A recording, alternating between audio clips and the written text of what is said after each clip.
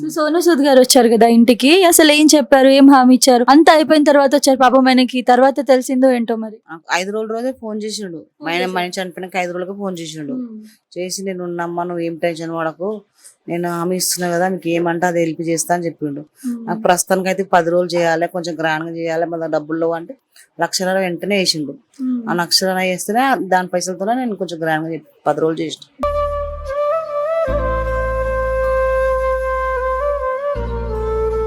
అది అక్కడ వాళ్ళు బుక్ చేశారు, అంతా మంచిగా చేశారు. అది సోను సూద్ గారు ఇచ్చిన డబ్బులు.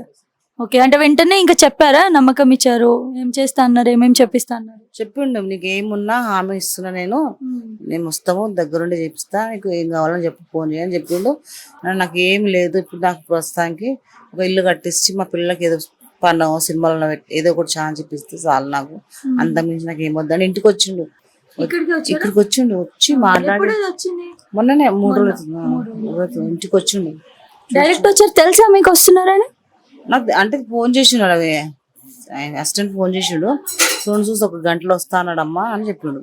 కానీ నమ్మలే నేను, అమ్మ సోను సూద్ మా ఇంటికి వస్తాడు అనుకున్నా నేను. అంటే ఇది వరకు కూడా ప్రభాస్ డబ్బులు ఇస్తాడు, కవిత గారు ఇస్తారని అది ఫేక్ కదా, సో అది అందుకే నమ్మలేదు. అసలు అనేసి అస్సలు నమ్మలేదు. ఆయన వచ్చేదాకా నాకు నమ్మకం కూడా లేకుండే.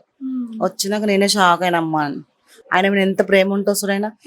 ఇక్కడ ఇండియాలో ఇంతమంది హీరోలు ఉన్నారు,